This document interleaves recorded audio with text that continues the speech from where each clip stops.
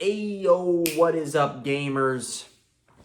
Porcupine, I'm back, and it's that time of the year again. It is Oscar season, which means it's time for my yearly video ranking the Oscar-nominated films. Let's just get right into this, guys. I was able to see every single film nominated. I was able to see a lot of these in theaters. It's number 10, the worst film nominated for Best Picture this year is none other than Hamnet. This movie is fucking insufferable. It's about Shakespeare, kind of a biography of Shakespeare and the origin of the play Hamlet. This film is based on a book, which is a fictionalized account of Shakespeare's life that kind of goes with the interpretation that the play Hamlet is like inspired by the death of Shakespeare's son Hamnet, which is a real thing. Shakespeare had a son named Hamnet who died pretty young. Yeah, and I just was bored to fucking death for this entire movie. I just didn't care about any of the characters, Hamnet or his sister or Shakespeare. I just was not invested at all. The movie incorporates a lot of kind of like mysticism as well, like mystical elements. It's like pretty heavily implied that Anne Hathaway actually is some type of like witch. She seemingly has some sort of, magic abilities. There's a part in the movie where she seems to like bring a child back from death, and she's able to like give birth alone in the woods by herself. There's also a scene with Hamnet where his sister is dying, and it seems almost like he transfers her life force or his life force into her or something. I don't know. It seemed like that was supposed to be some sort of magical event. I don't know. I don't think that the weird magical elements really added much to the movie. I don't really know much about the play Hamlet or Shakespeare's life. Maybe your experience will be enhanced if you do have some prior knowledge. Yeah, I just was really not vibing with this movie. A lot of the people I've spoken with about the movie don't have the same opinions. They enjoyed it, but I just did not understand it at all. I don't understand the hype, and that's why it is the worst film of the year. Hamnet's really the only film on this list that I just straight up thought was bad, like just didn't even enjoy the movie at all. The rest of these are either average or pretty good to masterpiece tier. So moving on to number 9, we got F1, and this is pretty low on the list because it feels like really just the most generic, by the numbers movie I've ever seen. I mean, there's nothing really that this movie does that was interesting to me at all. Obviously, it's a movie about F1 car racing. Brad Pitt plays this character who's kind of like a diva, I guess. He kind of goes against the grain and does things his own way. He kind of bends the rules a lot and intentionally kind of does stuff that isn't allowed to try to get his team a leg up. That kind of stirs controversy. He's kind of treated as this crazy new guy by a lot of the establishment racers. And a lot of the film is his relationship with this other younger dude who drives with him. They have kind of a shaky love-hatred type of thing going on. I think it's fine. It's one of those movies where it's enjoyable in the moment, but you're gonna forget literally everything about it right after the movie is over. Some of the dialogue is pretty cheesy, especially the scene where Brad Pitt is like on a date with some girl. There's also a moment that is so stupid that suspends your disbelief so much that it almost like ruins the whole movie. There's a pivotal point in the movie where Joshua, the younger racer, who's partners with Brad Pitt's character Sonny, kind of drives recklessly. Sonny tells him that he shouldn't overtake the car in front of him because the road is like too slick or something. But he tries to overtake the car anyway and then fully flips the car, and the car like explodes and shit. What's so obnoxious is later in the movie, he's like running simulations. They have like pretty advanced simulations of the races. He literally says to this like lady that does the computers, he's like, pull up that race from when I, flipped off the road and run it back exactly as is. Somehow they have some sort of 100% accurate a simulation of that exact race with every single car, and the road is like the road slickness is accurate. They have some sort of physics accurate, like completely accurate simulation of this race. It's just so absurdly unrealistic that they would be able to do that. And it seems like a minor nitpick, but this is like a pretty significant character moment for him, because this is how he realizes that Sonny was right and that he shouldn't have driven so recklessly, and kind of causes him to reunite with Sonny. I don't know, it just really bothered me. It was so stupid. But yeah, I think this movie's pretty boring, and I wouldn't really recommend it. And yeah, so moving on. Moving on to our number 8 pick, we have Sinners, the most nominated movie ever in the history of the Oscars. I think it got like 19 nominations or something fucking absurd. And I personally believe this is the most overrated movie of all time. It's really not that good at all. This movie kind of blends a few genres. It's a horror movie. It's also got some kind of campy vampire storyline in it. It's kind of a gangster movie at points. It turns into Django Unchained at the end of the film. It's also about the history of blues music, which I think is the aspect of the film that I enjoyed the most, is the music and kind of learning more about the history of blues and things like that. The movie actually made me want to learn more about blues music, which I guess is something. But pretty much everything else about the movie is just so bad. The movie tries to be kind of like a Jordan Peele type of movie with some sort of racial commentary, but I feel like it doesn't really have much significant to say. I mean, the movie does highlight, systemic injustices against, Black people, kind of the history of racism in the United States. There's characters that are like Klan members is revealed at the end of the film. And one of the themes of the film is, even though in theory, America is becoming more progressive and less racist. During the time period of the film, things are starting to desegregate and Black people are starting to, have more and more civil rights and things like this. But the film kind of shows how a lot of that is still around. One of the characters has gangster cousins who live over in Chicago, I believe, and he's like, oh, I hear things in Chicago are actually pretty good for Black people. And the Michael B. Jordan's character's like, no, it's pretty much the same everywhere. It's not really what you think. Other than just kind of highlighting just the racism, I don't really know that the movie has much commentary. It doesn't really have much to say about things. There is supposedly some sort of kind of meta commentary in the movie about cultural appropriation and how the American public wasn't open to listening to blues music because it was created by Black people, even though many white artists who were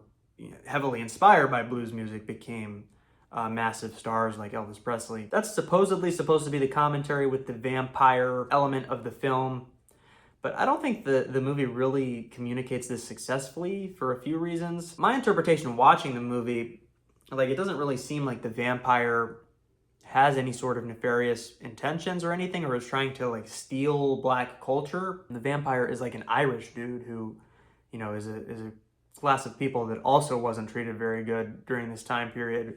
And he seems to have a lot of empathy for the Black characters. He says to the characters, I know what it's like to be an outcast of society, and that's why I built this sort of community of vampires so we can have our own community. And it seems like he truly does believe this. I wasn't thinking that he was lying. And he also exposes the kind of one of the main villains of the character is secretly a Klan member or something. That's something that's kind of shoehorned in there at the end of the movie that is a little bit goofy in my opinion. But yeah, if they really wanted to make some sort of commentary on Black people being exploited for their music, I don't know that this movie really communicates that very well. Obviously the vampires are choosing people that are musically gifted because they love good music. It's kind of explained in the beginning of the movie that the vampires kind of get some sort of power out of having musicians that can play very good music, so they want to get people to join their hive mind that have musical talents. I don't even know if the director, Ryan Coogler, was intending for this to be some sort of commentary on cultural appropriation, but that's how it has been widely interpreted. There's also a few moments that just totally took me out of the movie. There's a moment where the main characters just kind of murder one of their own people and throw him to the vampires for literally no reason other than that they are just assumed he was dead based on nothing. And it's very jarring in the movie. They just they finally get the vampires out of the barn and then they suddenly hard cut to someone on the ground dead. And it's how can this person have died? The vampires are gone. It's I didn't even believe the person was dead watching the movie, but somehow all these characters are convinced that he's dead just because they saw a stain on the ground and assumed it was blood with no evidence and basically just threw him to his death. It's just so unbelievably stupid. I can't believe that made it into the final cut of the movie. And it almost seems like there's a scene missing because the cut from the vampires leaving the barn to the just hard cutting to him on the ground. Like, it's just so jarring. It almost seems like that was some sort of editing error or something. I don't know. That scene was just so absurdly stupid. It literally like knocks the movie down a few points. The movie also has some like weird obsession with cunnilingus, that there's like a million jokes about clitoris licking jokes. I don't know. It was just strange. I didn't find it that funny, but the movie sucks. I'm gonna be honest. And the people who pretend to like it are pandering. So moving on to our next film. And moving on, our next film, we have Sentimental Value. This one's pretty good. It's a nice, wholesome family story. The film kind of centers around these two sisters and their childhood home and their father, who kind of comes back into their life to claim this home and wants to film a movie there. I think one of the main themes of the film is kind of, generational trauma, which is a new trend. Every movie has to be about generational trauma. The father in the film, wasn't the greatest father. He was kind of absent and was an alcoholic and things like this. And you kind of slowly piece together why he is the way he is. He had a mother who was, a Holocaust survivor, I believe, or was in some sort of Nazi prison due to being a political dissident. And spoiler alert, she was apparently like pretty brutally tortured and things in there. It's revealed at the end. And she commits suicide, and that you kind of realize how that has affected the main filmmaker character. You kind of assume that the film he's making is kind of about the mother, but slowly it's revealed that maybe isn't the case. It's a good film. I think the highlight of the film is just the relationship with the main character, Elle Fanning, I believe, is the actor, and her father, and kind of coming to terms with the way she was treated by him. It's just a good movie. It goes on a little bit too long, I would say. There's good acting. It has some funny moments as well. The father is pretty funny in a lot of the scenes. And yeah, that is Sentimental Value. And moving on to our number 6 pick, we have Guillermo del Toro's Frankenstein, a new take on Mary Shelley's novel. I like a lot of Guillermo del Toro's movies, especially his recent stuff. I liked his Pinocchio film a lot. So I was excited to see his take on Frankenstein, and this seems to be a pretty unique take on Frankenstein. They do it as kind of a 2-part story where you get Frankenstein's side of the story and then the monster's perspective on things. I was not expecting that at the halfway point for Frankenstein to just bust in like that. Frankenstein seems to have like superhuman powers in this take on Frankenstein. He can like regenerate and seems to be absurdly strong, like a superhero almost. The first half of the movie focuses on Victor. We kind of see his upbringing wasn't the greatest, and it causes him to have kind of a cruel disposition towards his creature that he creates. Kind of abuses him and locks him in the basement and things like this. His treatment of the creature negatively impacts his relationship with Elizabeth, who's another one of the main characters. Doesn't really like his treatment of the monster, and she starts to grow a bond with the monster.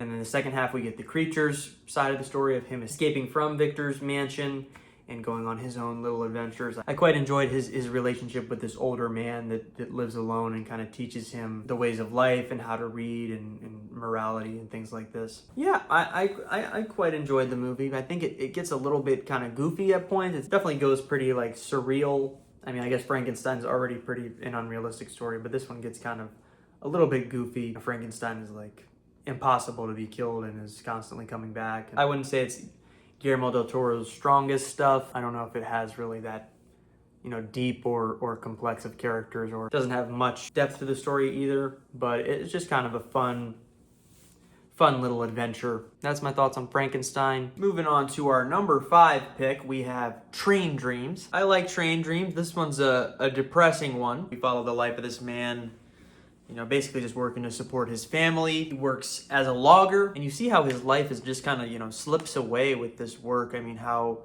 long he has to be separated from his family, and just how, isolated and kind of grueling this life seems. His only thing that he has to live for is when he comes back and spends time with his family. And then, spoiler alert, he loses his family. We kind of see how he copes with this and moves on from this loss of his family. It really kind of wrenches your heart, and the acting is all superb in this film. I really liked William H. Macy's character as well in this film. He's kind of a minor character. He's kind of an older guy who can't even really work as a logger, but just kind of provides moral support and wisdom to the workers. I don't really have much to say about this one. It's a pretty kind of straightforward film, and it succeeds in what it's trying to do, and I thoroughly enjoyed it. There's also a bit of a kind of budding romance, it seems, towards the end. You know, him trying to move on from his deceased wife. And yeah, it's great. Now moving on to our number 4 film, we have The Secret Agent. This one I think I enjoyed a lot more than most people did.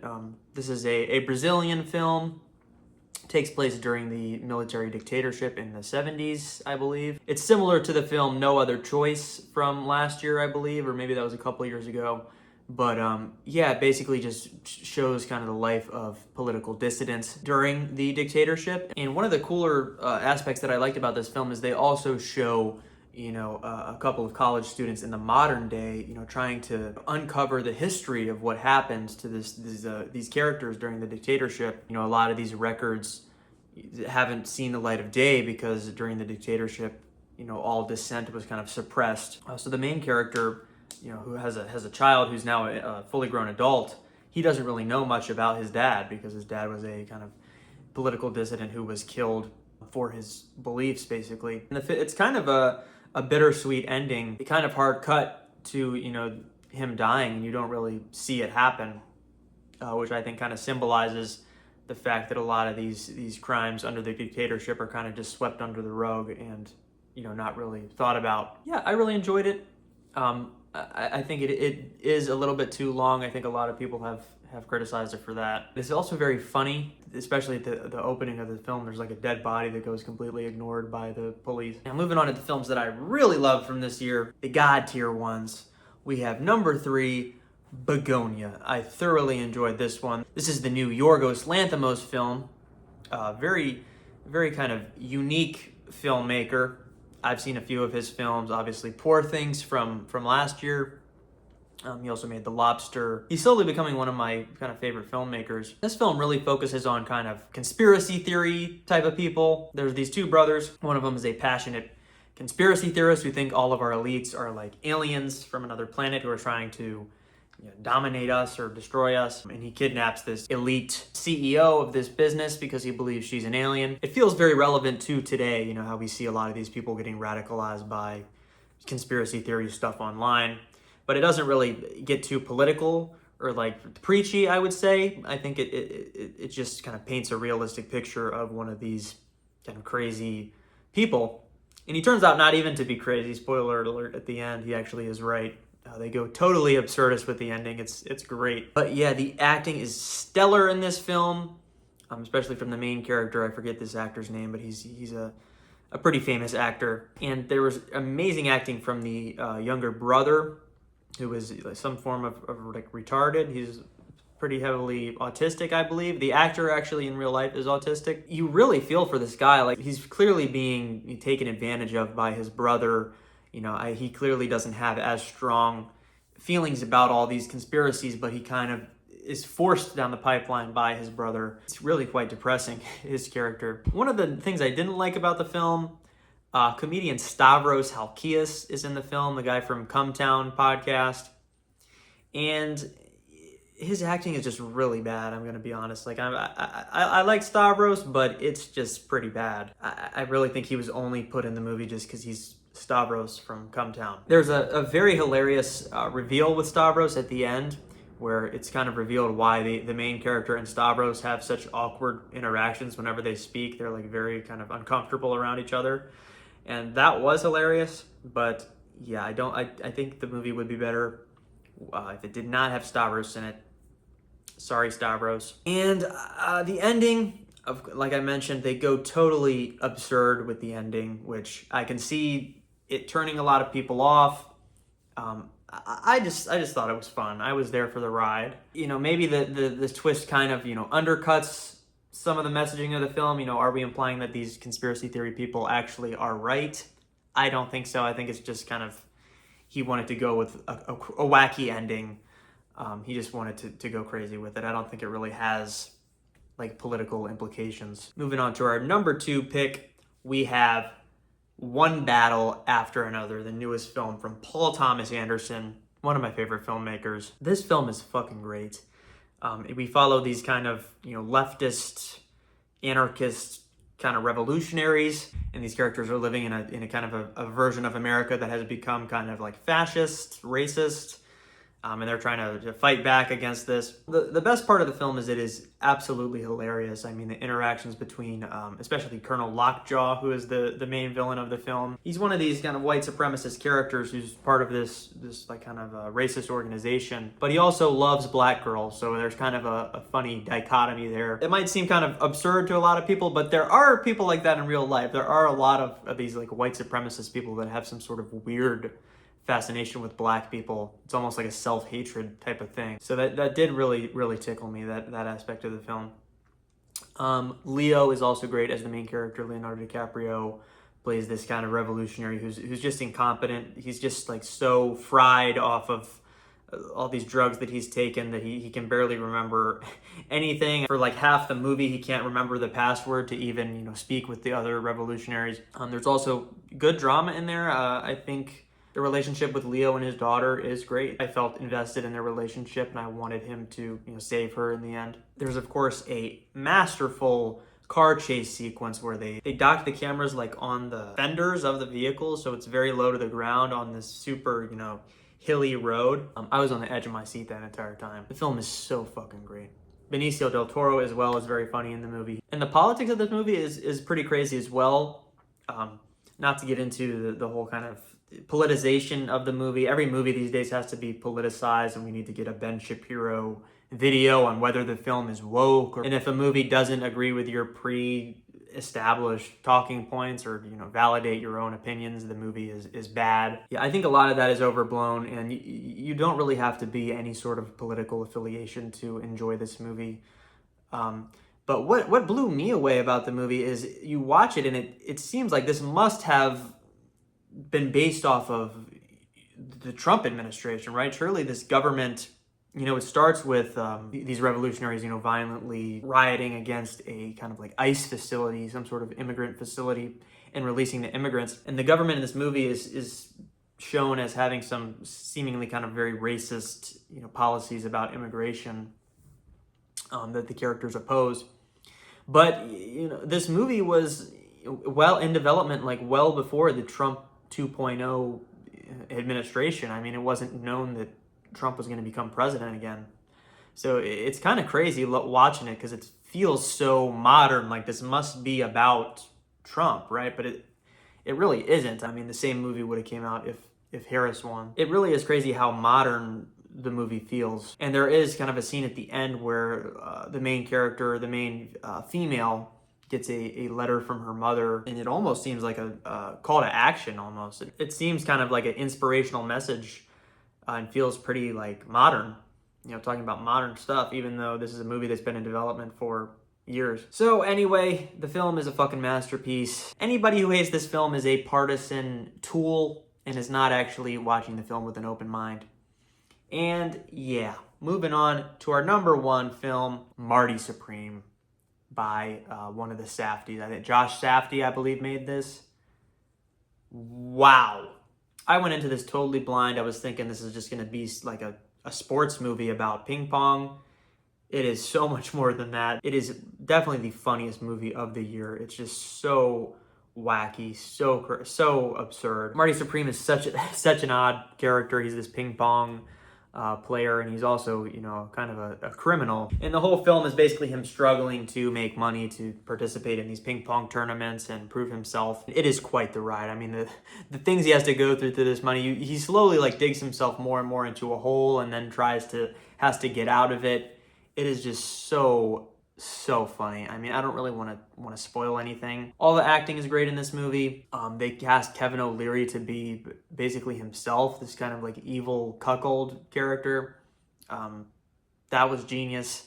The Safdies seem to have like very interesting casting choices. Tyler, the Creator, is fun in here too. The movie almost feels like 10 different movies all into one. They go on so many different kind of side adventures. There's this really hilarious scene about this Holocaust survivor and how he was able to like feed his fellow Jews at Auschwitz or something. I don't know. Everything in this movie is genius. Is just chef's kiss. Mwah. Marty as a character is just so great. He's very kind of like ego driven. trying to prove that he's the best at all times. Things kind of take a turn, and he has to like stoop very low at points and basically beg for money from this Kevin O'Leary character. It's great. It's hard for me to even describe what the movie even is, because it's just so unique. And Marty has this very kind of snarky, condescending attitude that is just great. He's funny in every fucking scene. I love this movie so much. That's my thoughts. Maybe I sound a little bit schizophrenic in this video. I'm kind of jumping around all over the place. And yeah, let me know in the comments what you think. Tell me why I'm wrong about Sinners. And yeah.